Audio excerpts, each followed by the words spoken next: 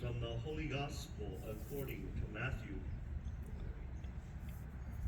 At that time, Jesus responded, I give praise to you, Father, Lord of heaven and earth, for although you have hidden these things from the wise and the learned, you have revealed them to the childlike. Yes, Father, such has been your gracious will. All things have been handed over to me by my Father. No one knows the Son except the Father. No one knows the Father except the Son, and anyone to whom the Son wishes to reveal him.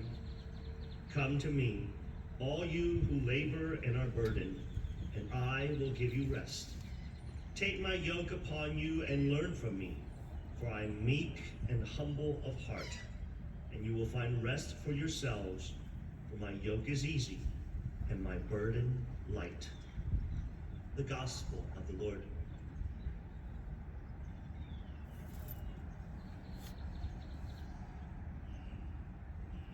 Today we celebrate the feast day of Saint Pancras.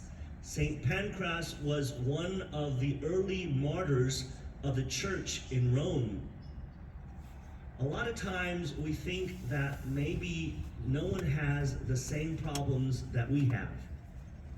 A lot of times when we face problems in our own lives, we feel as if we're unique and that no one shares these problems and that everyone's life is much better than ours.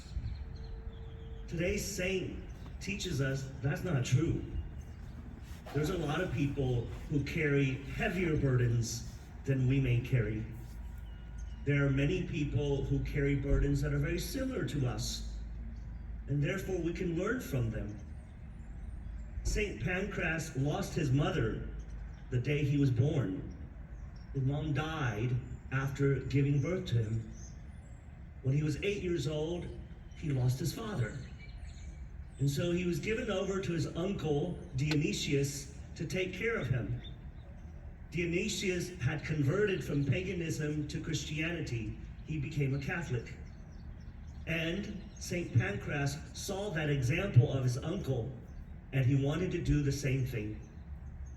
During that time, the Emperor Diocletian began to persecute the Christians in Rome very severely. He captured St. Pancras when he was only 14 years old and gave him an option. Live, but you have to worship the gods of Rome and you have to worship me, or you can die. And to sweeten the deal a little bit more, the emperor says, if you will worship me, and if you will worship the gods of Rome, I will give you lots of treasures and make your life here on earth very easy. St. Pancras did not choose that. He chose not to offend God. He chose to be faithful to Jesus, his true Lord and his true King and Emperor. And so he refused to offer worship to the gods of Rome and to the emperor. And because of this, Diocletian, the emperor, had his head cut off at the age of 14. When we look at his life from an outside perspective, we see how tough his life was. His mom died when he was born. His dad died when he was 8 years old. He became an orphan and his uncle took care of him. And at the age of 14, he had to make a very tough decision whether to live and deny God or whether to be faithful to the Lord but to lose his physical life. St. Pancras is a wonderful example to us. And he is especially a wonderful example to young people, to you who are teenagers. I know teenagers oftentimes, and especially teenagers these days, sometimes feel like their problems are the biggest in the world. And sometimes, yes, it does feel like that. But St. Pancras teaches us that our problems cannot overcome us if we have Jesus by our side. One of the worst feelings in the world is to feel that you're handling all of it yourself. But you don't have to feel like that if you know you have a relationship with Jesus. Jesus calls us his friends. Our friends love us when we are the worst examples of ourselves. Think about that. Anyone loves us when we are the best versions of ourselves. But only our friends love us when we're the worst versions of ourselves. St. Pancras knew that he had Jesus with him. And not only did he know that he had Jesus with him, but St. Pancras understood that Jesus understood what he was going through.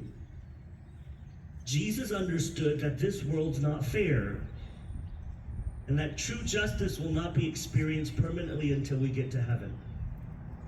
Jesus understood that sometimes people who are supposed to love us, they fail us. All of Jesus' friends failed him when he was in need. But Jesus also understood that if they are true friends and they truly love you, they come back to you and they apologize for their unfaithfulness.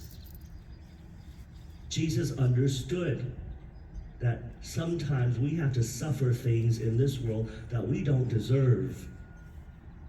But he understood you don't get mad about that. But instead, you continue to stay faithful. And at the end, those things do work out. Because St. Paul reminds us, for those who love Christ, all things work out for the glory of God.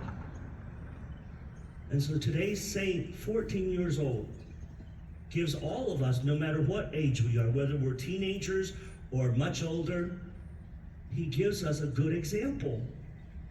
That when we are suffering things in our lives, that you know you're not alone.